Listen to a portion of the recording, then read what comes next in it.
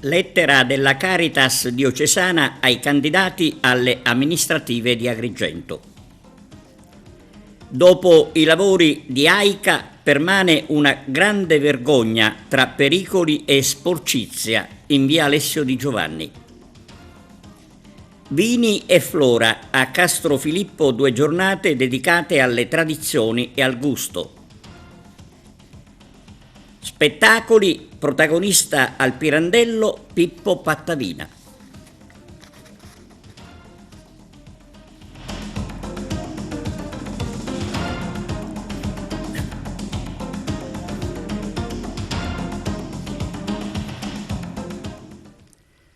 Bentrovati da TVA Notizie. La Caritas di Agrigento con l'arcivescovo Alessandro Damiano e Valerio Landri scrive ai candidati alle amministrative del capoluogo. Arturo Cantella.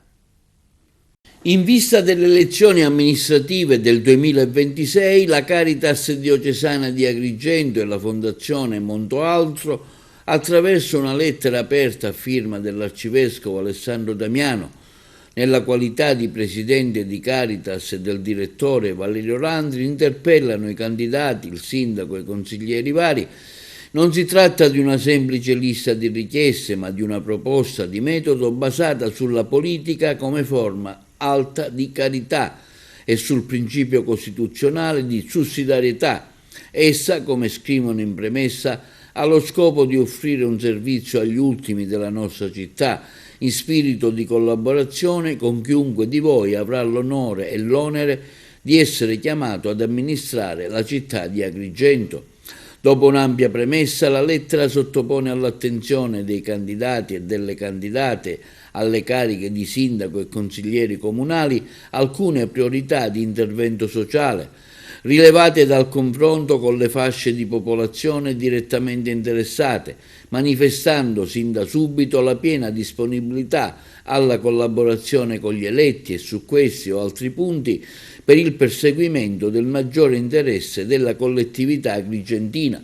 Gli ambiti individuati nella lettera sono il contrasto alla povertà e alla grave marginalità, politiche giovanili, politiche del lavoro, promozione del volontariato e della cittadinanza attiva, politiche di inclusione e dialogo culturale, politiche di inclusione sociale in favore della terza età e dei diversamente abili. Nel quartiere di Fontanelle permane una situazione vergognosa creata dai lavori di AICA e dalla denuncia del comitato di quartiere si potrebbe arrivare a denunciare i pericoli anche alla Procura della Repubblica. Una vergogna che dura da quasi 2 mesi e che dice tutto del modus operandi di AICA sul territorio cittadino. Parliamo dei lavori che 2 mesi fa hanno interessato la via Alessio Di Giovanni a Fontanelle. Ebbene, per il ripristino dell'asfalto e la pulizia della strada non sono bastate le segnalazioni del comitato del quartiere, una delle quali risale al 27 febbraio scorso. È stato insomma come parlare ai sordi. E adesso, con la situazione diventata insostenibile, Fontanelle Insieme denuncia quello che è uno schifo creato proprio da AICA. Dopo i lavori, scrive il comitato di Fontanelle, la strada è in condizioni precarie con materiali di risulta abbandonati in prossimità del parco giochi che avevamo rigenerato con sacrificio e oggi reso indecoroso. Noi, aggiunge il comitato Fontanelle Insieme, continueremo a sollecitare gli enti competenti. Un comunicato duro che parla di pericoli per i cittadini e di indecenza. E dalla semplice denuncia del comitato di quartiere si potrebbe passare a segnalare i pericoli anche alla Procura della Repubblica, evidenziando quella che è una vera e propria omissione da parte dell'azienda idrica. Ma non si dovrebbe arrivare a scomodare i giudici per risolvere i problemi. Purtroppo, però, da queste parti sembra l'unica via possibile. Capodanno in diretta sulla RAI da Palermo. C'è l'accordo con la regione siciliana. Abbiamo appena siglato un accordo importantissimo con la RAI che porterà le bellezze della nostra isola direttamente nelle case di milioni di persone in Italia e nel mondo. E tutto questo per 2 anni. Immaginate, La Sicilia protagonista in programmi seguitissimi come Uno Mattina, Linea Verde, Geo, Ballando con le Stelle. Ma non è tutto. Il prossimo Capodanno, il 31 dicembre 2026, la trasmissione L'anno che verrà andrà in onda in diretta da Palermo, salutando il nuovo anno della nostra magnifica capitale. E non solo, anche quello dopo il Capodanno 2027 sarà siciliano. Questo è un vero e proprio biglietto da visita che presentiamo con orgoglio. Noi vogliamo mostrare a tutti la nostra storia, la nostra cultura, le nostre bontà gastronomiche e l'umanità del popolo siciliano. Io sono convinto che questa collaborazione con la RAI farà crescere ancora di più il turismo e l'economia, rafforzando così l'immagine della Sicilia come terra di accoglienza e di bellezza. Vi aspettiamo in Sicilia. Vini e Flora tornano a Castrofilippo le giornate dedicate alle tradizioni e al gusto. Vediamo. Appuntamento con il gusto e le tradizioni del territorio nel cuore di Castrofilippo, con 2 giornate tra enogastronomia, natura e musica. Torna Vini e Flora, il 24 e il 26 aprile, venerdì e domenica, in piazza Sant'Antonio Abate, ad attendere i visitatori un itinerario che valorizza i sapori locali e la riscoperta della flora spontanea, tra degustazioni, approfondimenti culturali sul rapporto tra cucina, paesaggio e tradizioni siciliane. Un programma ricco che alterna momenti conviviali e attività partecipate, dalla colazione condivisa alle passeggiate alla riscoperta delle aree rurali, dai laboratori legati alla tradizione culinaria fino al pranzo comunitario. 2 giornate con ingresso gratuito organizzate dall'associazione Usu Casa e la partecipazione di realtà locali impegnate a valorizzare le eccellenze enogastronomiche che rendono famoso il comune di Castrofilippo. Ad arricchire la manifestazione alcuni momenti musicali con la musica dal vivo con Sergio Lo Cicero. Lo scopo di Vini e Flora è quello di creare le condizioni per stare insieme in piazza, tutti gustando anzitutto i sapori di una cucina genuina, come fatta in casa.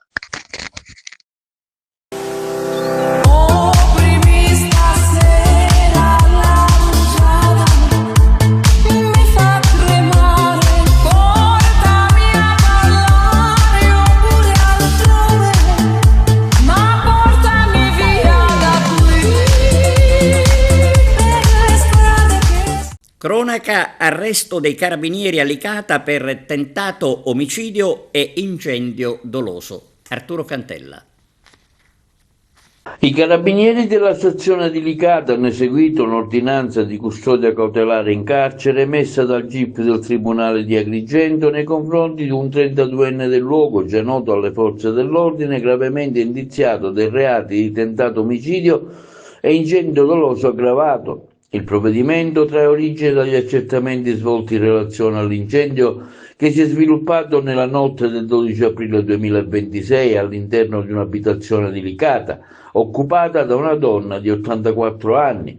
Le fiamme, che avevano interessato il piano terra e il primo piano dello stabile, causando il crollo parziale delle controsoffitte, rendendo l'intero immobile completamente inagibile, erano state domate dai vigili del fuoco intervenuti sul posto. La donna per l'occasione era riuscita a mettersi in salvo solo grazie a una fortuita coincidenza. Le indagini condotte dai carabinieri della compagnia di Licata, anche mediante l'analisi dei sistemi di videosorveglianza presenti nella zona e gli ulteriori riscontri investigativi acquisiti, hanno consentito di ricostruire la dinamica dell'episodio individuando il presunto autore. Secondo l'ipotesi accusatoria recepita nel provvedimento cautelare, l'indagato avrebbe appiccato l'incendio con l'intento di cagionare la morte dell'anziana donna. Dagli accertamenti sarebbe inoltre emerso un contesto riconducibile a precedenti vicende di natura personale, rispetto alle quali l'uomo avrebbe manifestato propositi ritorsivi. Al termine delle formalità di rito, l'arrestato è stato tradotto presso la casa circondariale Pasquale di Lorenzo di Agrigento a disposizione dell'autorità giudiziaria. Salute al femminile, il ruolo di infermieri e ostetriche.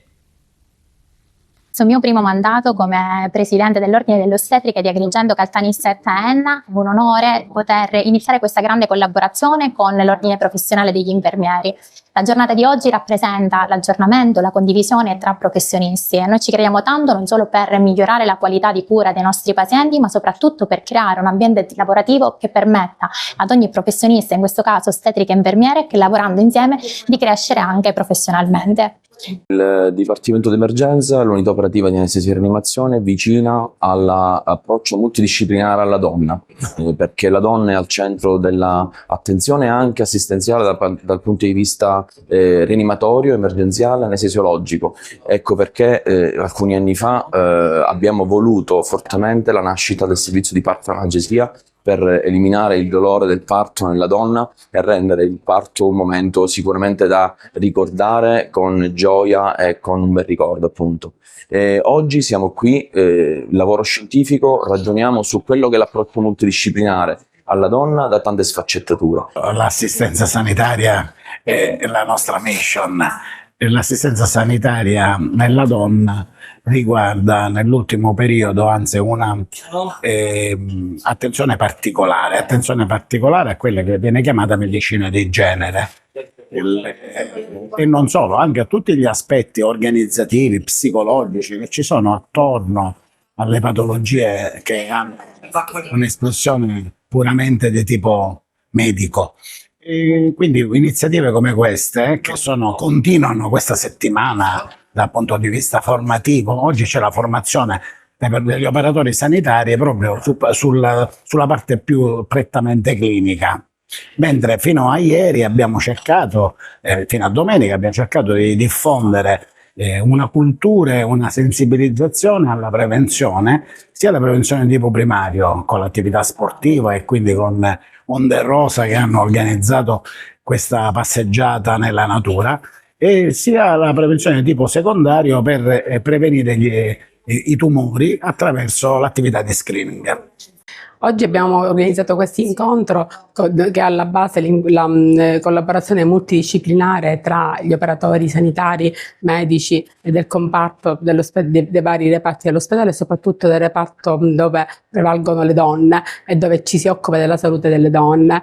Ovviamente diciamo che la gestione multidisciplinare è importantissima perché consente di prendersi cura della donna a 360 gradi, non solo considerando la patologia di base, ma ovviamente considerando l'aspetto sociale e l'aspetto psicologico della paziente, e mette al centro la paziente, quindi non viene più considerata la valutazione compartimentale della patologia, ma la paziente diventa al centro della gestione clinica, e quindi ci si occupa ognuno con le proprie, con le proprie competenze di prendersi cura della stessa e considerando ovviamente la donna come parte attiva della gestione delle cure. La paziente deve essere informata, deve avere un ruolo decisionale nella gestione del trattamento medico e chirurgico e deve comunque essere seguita da un punto di vista psicologico in maniera tale da affrontare il tutto all'insegno di un benessere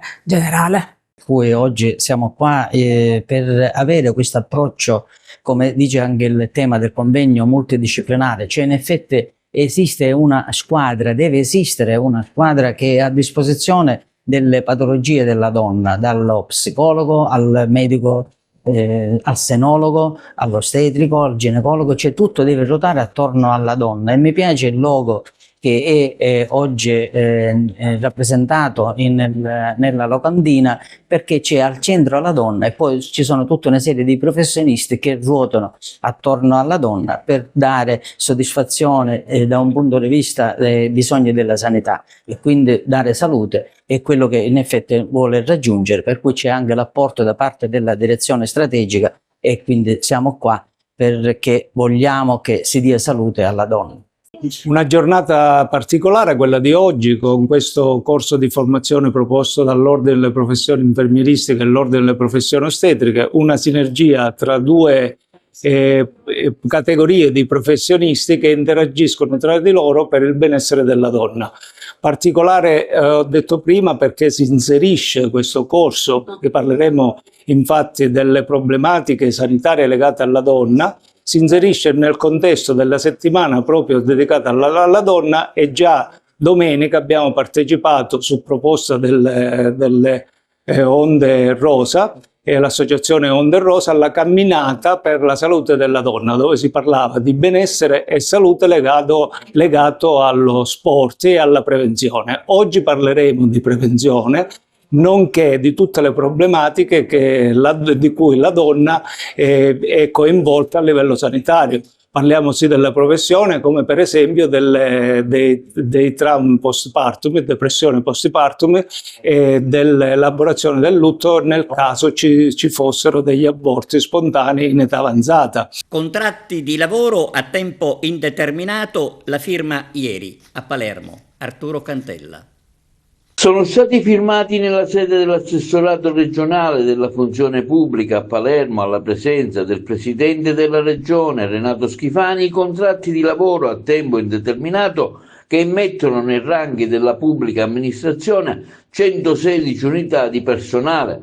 Nel dettaglio si tratta di 42 funzionari economici finanziari e di 15 funzionari di controllo di gestione selezionati tramite procedura concorsuale nello scorso 2025.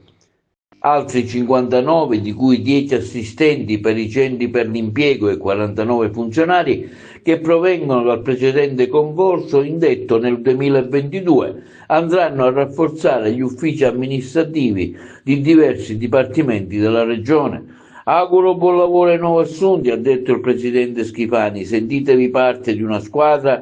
Oggi ereditate un testimone che mi auguro con il vostro lavoro possiate rendere ancora più prezioso. Sono felice del fatto, ha aggiunto Schifani, che la Regione possa ricominciare ad assumere nuovo personale. Abbiamo lavorato sodo per superare gli ostacoli che impedivano di indire i concorsi, perché la Sicilia non aveva i conti in regola. Oggi siamo una regione diversa, abbiamo risanato i conti, ottenuto la fiducia del governo nazionale e firmata una convenzione con il MEF. Ora confido in voi che rappresentate il domani per portare nuova linfa e credere fortemente nella missione di contribuire a far crescere la vostra terra. Schifani ha firmato simbolicamente il primo contratto, quello di una giovane mamma. Entro giugno saranno comunicate le date in cui si svolgeranno le prove dei nuovi 4 concorsi banditi lo scorso 23 dicembre per l'assunzione di ben 322 funzionari, di cui 200 nei centri per l'impiego, 52 ispettori del lavoro, 60 tecnici operatori ambientali e 10 archeologi. Risorse idriche in Sicilia con gli invasi fortunatamente pieni. Le risorse idriche della Sicilia sono più che sufficienti ad affrontare con serenità la prossima stagione estiva. È la stima fornita dall'autorità di bacino del distretto idrografico della Sicilia, guidata dal segretario generale ad interim Carmelo Frittitta sulla base degli ultimi dati appena raccolti. Il report mensile aggiornato al 1 aprile appena pubblicato evidenzia che gli invasi siciliani registrano un livello di acqua superiore del ben 58% rispetto allo stesso mese del 2025 e del 9% rispetto al marzo scorso, che aveva già registrato un incremento significativo della disponibilità idrica alle abbondanti piogge e ai lavori che hanno consentito di captare maggiormente l'acqua. L'attuale volume invasato dalle dighe è ulteriormente aumentato anche rispetto al 1 marzo scorso ed è pari a circa 580 milioni di metri cubi, mentre al 1 aprile 25 era di appena 387 milioni di metri cubi. Le riserve accumulate, unitamente a quelle reperite con gli interventi della Regione sui pozzi e le reti, oltre all'apporto dei 3 dissalatori costruiti a Trapani, Porto Empedocle e Gela, consentiranno così di affrontare l'approvvigionamento estivo, non più in condizioni di severità idrica, garantendo risorse per gli usi potabili, irriguo e industriale. Questo quanto affermato dal Presidente della Regione Renato Schifani. Si tratta di risultati concreti raggiunti anche grazie all'incessante lavoro della cabina di regia della Regione per l'emergenza idrica nella direzione di una gestione più efficiente e strutturata delle risorse, che richiede anche un'attenta pianificazione con la redazione del piano di tutela delle acque da aggiornare ogni 6 anni, in cui sono previste azioni per rendere più resiliente il sistema che va incontro a fenomeni di siccità ricorrenti. Il sindaco di Palermo Roberto Lagalla convoca la giunta nel quartiere Zen. Il servizio.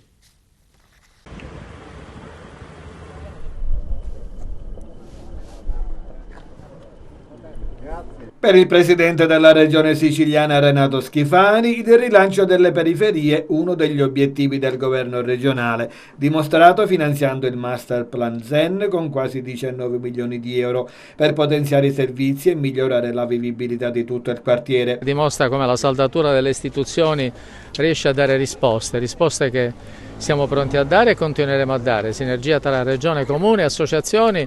Dobbiamo fare squadra sistema e anche stanziare finanziamenti delle somme pubbliche che sono essenziali e strategiche, perché determinati territori dove alligna più facilmente alla delinquenza organizzata vengano risanati e bonificati con buona pace dei delinquenti che si terranno lontani da queste aree. Ringrazio il sindaco Lagalla, ha proseguito dicendo, perché questi lavori infrastrutturali daranno un segno della presenza delle istituzioni e toglieranno spazi vitali alla criminalità organizzata che purtroppo, soprattutto nell'ultimo periodo, ha suscitato un certo allarme sociale. La normalità significa infrastrutture, significa una vivibilità normale come altre parti della città di Palermo. Questo è il nostro dovere e questo necessita quest'area. Avere normalità, infrastrutture, strade, piazze, momenti di confronto, questo regime di vita sicuramente educa al rispetto della legalità, delle regole. Questo invece è l'assessore regionale delle infrastrutture Alessandro Aricò.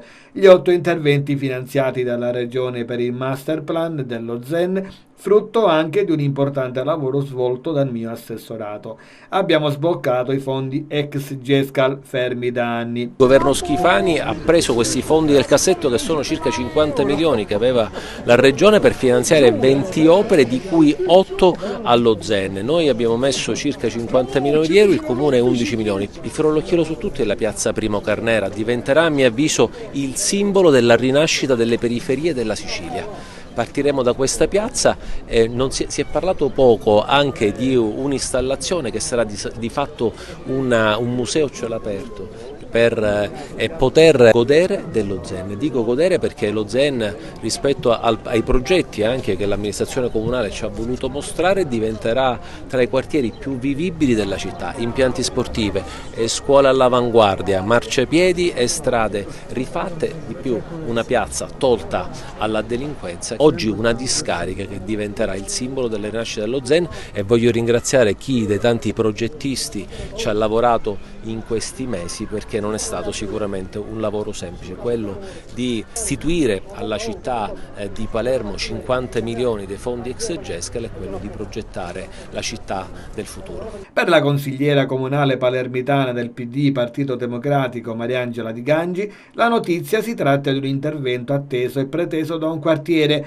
che ha diritto a spazi pubblici dignitosi, vivibili, capaci di generare relazioni e comunità. Lo Zen, ha proseguito, ha bisogno di essere una priorità non solo quando finisce al centro della cronaca. Il primo cittadino palermitano Roberto Lagalla spiega che si metteranno in sicurezza i plessi dell'Istituto Comprensivo Leonardo Sciascia, verrà realizzata una scuola materna in via Patti per oltre 120 alunni, una piazza intitolata al compianto pugile Primo Carnera, prospiciente la parrocchia San Filippo Neri, con spazio verde attrezzato e multifunzionale, fungente dal ruolo centrale aggregante e di svago. Il cittadino è al centro di tutto, nell'azione delle politiche pubbliche e nella risposta che a quelle politiche pubbliche può essere data dalla comunità. Ma anche sistemate strade, marciapiedi, creato un murale permanente di arte urbana, una rotatoria e un centro di quartiere nel Vaglio Mercadante. Restituire, insomma, qualità urbana, coesione sociale e nuove opportunità di crescita alla comunità residente. Inutile dirvi che conosciamo la storia, la genesi di questo territorio. Ci siamo incontrati con il sindaco, abbiamo dato la massima disponibilità finanziaria, professionale, istituzionale, di una infrastrutturazione legale, reale e corretta. Occorrono infrastrutture, occorrono luoghi di incontro, occorrono luoghi di dibattito. Bisogna procedere secondo un sistema duale, quello della riqualificazione dei luoghi, la rigenerazione urbana, per dare senso e dignità fisica alle realtà esistenti, e dall'altro lato però agire responsabilmente sulla cittadinanza per far comprendere che non devono aspettare l'intervento della mano pubblica, ovvero possono aspettarla, ma a condizione che siano anche loro a tendere la mano in termini di doveri e di protezione del territorio alla stessa istituzione pubblica. Strategia di rigenerazione, servizi, istruzione, inclusione sociale e sicurezza. Visione sistematica orientata a trasformare il quartiere in modello di cittadinanza attiva e sviluppo sostenibile. Quanto è importante oggi per le imprese siciliane investire nelle marketplace digitali? Oggi le imprese esistono solo se hanno un profilo digitale, un profilo informatico, un profilo web. Se non hanno una localizzazione informatica è come se non esistessero. Oggi l'utente passa da una strada, va nel ristorante che è segnalato sul suo telefonino e non magari in quello migliore alle sue spalle. Ecco, quali sono le principali difficoltà che le aziende siciliane incontrano in questo passaggio digitale? L'informatizzazione spesso e la digitalizzazione sia dei propri servizi che dei propri prodotti, ma del proprio marketing, della promozione dei propri prodotti, è sempre messa in un secondo piano. Viene chiesto allo stesso magari commercialista se può segnalare qualcuno che si occupa del profilo social piuttosto che delle proprie vetrine digitali, non sapendo che invece ormai quell'elemento è diventato molto più importante del commercialista stesso. Infatti, che tipo di supporto concreto offre il punto impresa digitale alle piccole e medie imprese siciliane del territorio? Il servizio gratuito fornito dalla Camera di Commercio è quello di accompagnare le imprese nella digitalizzazione di tutti i propri processi e procedimenti, ma soprattutto nella promozione dei propri prodotti. In che modo il digitale sta cambiando le strategie di export delle imprese italiane? Ormai tutto si svolge sulle piattaforme, l'esempio importante è oggi la collaborazione di cui parliamo con Amazon, altro non è che la precisazione che tutto si svolge sulle piattaforme, tutto si svolge online. Ormai compriamo anche lo spazzolino da denti anziché nella farmacia di fronte sul sito internet. Ecco, lei ha citato Amazon, quali opportunità offre la vetrina Made in Italy alle imprese locali? Ecco, per la prima volta la realizzazione di una vetrina che si chiama Made in Italy riporta al cosiddetto negozio di prossimità, cioè se cerchi un prodotto che sia con una componente artigianale ma presentato sul web e poi accompagnato nella digitalizzazione fino alla tua porta senza dover andare presso la bottega dell'artigiano, ma che può essere il prodotto italiano della terra, anche l'alimentare. Tutto ciò che si chiama Made in Italy e di cui abbiamo parlato qualche giorno fa nella giornata nazionale del Made in Italy, qui alla Camera di Commercio abbiamo presentato giovani imprenditori di successo che hanno raccontato le loro esperienze. Ecco, Amazon riporta il negozio di prossimità però sulla componente digitale. Pausa per la pubblicità, linea alla regia, torniamo tra poco. Congresso regionale a Palermo per la giornata mondiale per la salute e la sicurezza sul lavoro. Segretario, 19° congresso, quali sono le sfide che vi attendono e soprattutto quali sono le priorità alla luce dell'emergenza ormai drammatica dei troppi morti sul lavoro? Le priorità sono parecchie, devo dire, in questo contesto. La prima in assoluta rimane purtroppo sempre quella del tema della sicurezza. Noi è un tema fondamentale, abbiamo lanciato come Will la campagna Zero morti sul lavoro, però le istituzioni, il governo non mettono iniziative in campo necessarie a fermare questa mattanza. Pochi giorni fa ormai sappiamo tutti cosa è avvenuto, 2 lavoratori, e lì non si tratta di incidente sul lavoro ma di omicidio sul lavoro, 2 lavoratori che non erano formati e irregolari, completamente in nero. Queste cose devono adesso veramente cessare. In Sicilia ci sono solo 40 ispettori, va bene la formazione, va bene, il legislatore può ancora legiferare, inventare norme, altre leggi, però se nessuno controlla affinché queste vengano applicate, le norme della sicurezza vengano rispettate, non riusciremo ad arrestare questa mattanza. Non da oggi ci battiamo col governo regionale, perché la competenza è solo regionale, di incrementare il numero degli organi ispettivi, ma ad oggi nessuna risposta. I tavoli sulla sicurezza che spesso le istituzioni, consentitemi, ci vendono, sono tavoli traballanti che poi non portano a niente.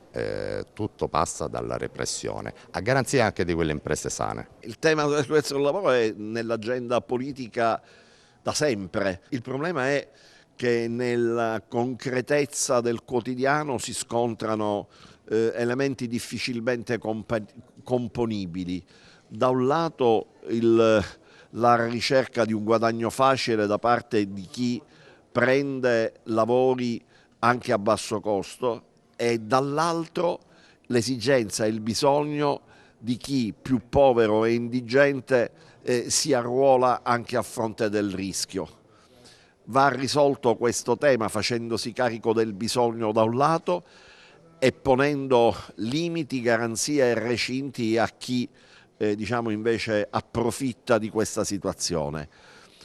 Non è un compito diretto delle amministrazioni comunali, ma noi abbiamo già convocato una riunione presenti le organizzazioni sindacali nei prossimi giorni, nelle prossime settimane, per verificare se su iniziativa anche del Consiglio Comunale possano essere introdotti nella regolazione dei permessi a costruire che vengono dati dal Comune degli elementi di verifica di alcuni adempimenti preliminari, in modo tale da restringere il campo della discrezionalità da parte degli appaltatori incauti e irresponsabili.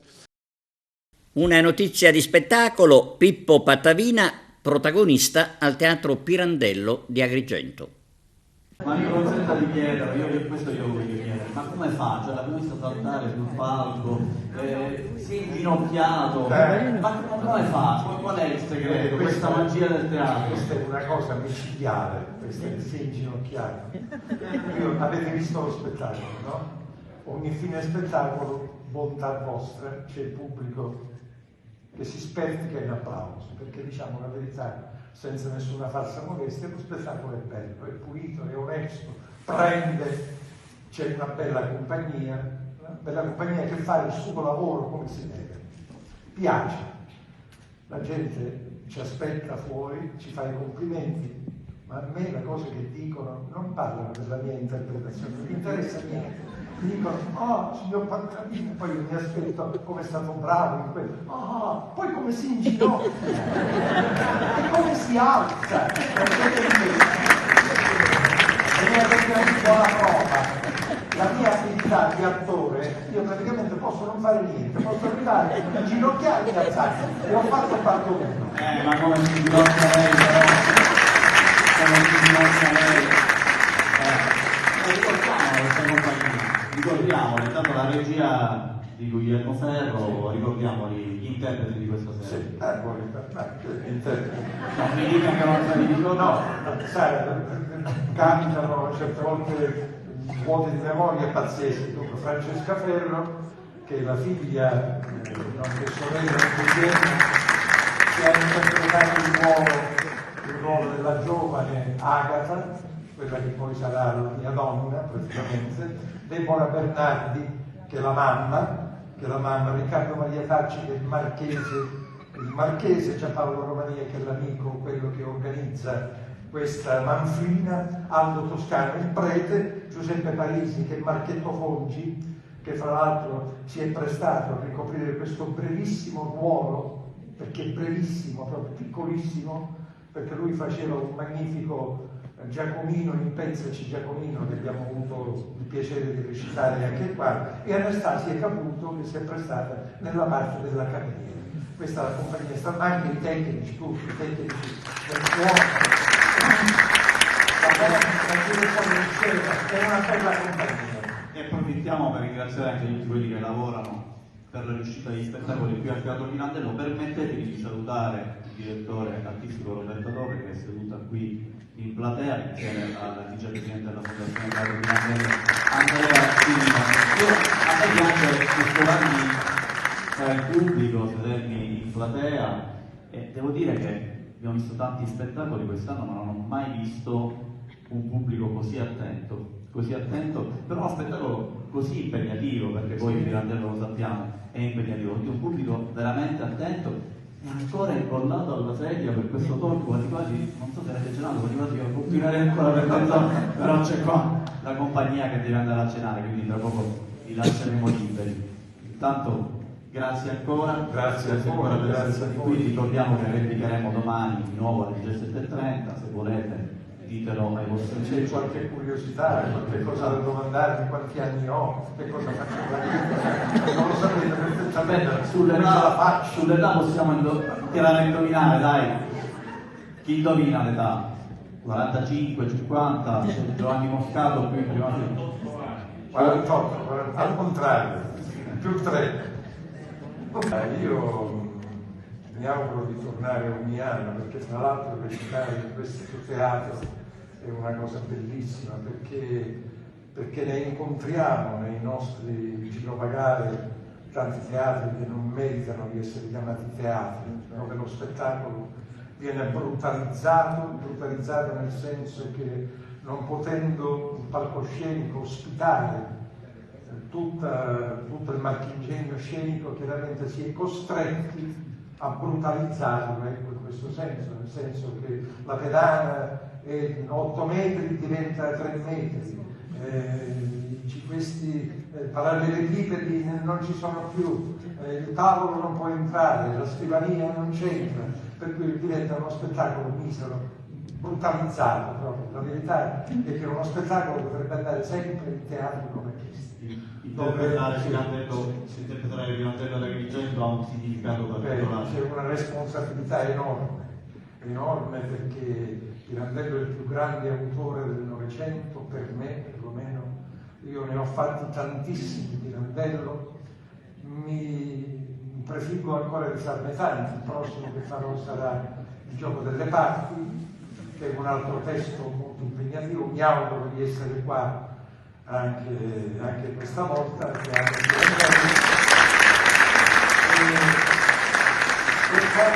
porto l'augurio del mio amico Giovanni Moscato di continuare a recitare. Io ce la metto tutta perché continuerò a recitare fino all'ultimo giorno della mia vita, e mi auguro, è una cosa romantica, meravigliosa, che hanno tutti i cantori, di tirare le cuoia proprio in palcoscenico. La Pro Sport Ravanusa ha conquistato a Varese la Coppa Italia di calcio balilla paralimpico. Arturo Cantella. La Pro Sport Ravanusa conquista la Coppa Italia 2026 di calcio balilla paralimpico al termine di una competizione intensa e combattuta che si è svolta a Besozzo, in provincia di Varese. Un traguardo prestigioso che conferma come la squadra siciliana è ai vertici nazionali della disciplina. Per salire sul gradino più alto del podio, la formazione di Ravanusa ha affrontato ben 13 incontri disputati con grande determinazione e concentrazione. Un percorso impegnativo che ha visto la Pro Sport Ravanusa prevalere su squadre di alto livello, tra cui le blasonate Mediterranee 20 e Sport 21, arrivate alle sue spalle. La manifestazione, promossa dalla Federazione Paralimpica Italiana di Calcio Balilla, guidata dal presidente Francesco Bonanno, punto di riferimento per lo sviluppo e la diffusione della disciplina su tutto il territorio nazionale. Questo ennesimo successo non rappresenta solo una vittoria sportiva, ma la conferma della solidità di un movimento che negli anni ha saputo distinguersi come esempio virtuoso di integrazione e inclusione. A Ravanusa lo sport paralimpico è diventato un modello capace di unire atleti, famiglie, operatori e territorio in una rete coesa e funzionale. Determinante il lavoro del team guidato da Giancarlo Lagreca, punto di riferimento instancabile della realtà sportiva locale. Grazie al supporto dello staff tecnico altamente qualificato è stato possibile costruire uno dei centri paralimpici più importanti del Sud Italia, capace di coniugare eccellenza sportiva e valore sociale. Le vittorie della ProSport Ravanusa non sono frutto del caso, ma il risultato di un progetto strutturato basato su un impegno quotidiano, competenza e passione, un percorso che continua a dare risultati concreti e a rappresentare un esempio positivo per tutto il movimento sportivo paralimpico italiano. Ed è tutto, grazie per la vostra attenzione, arrivederci.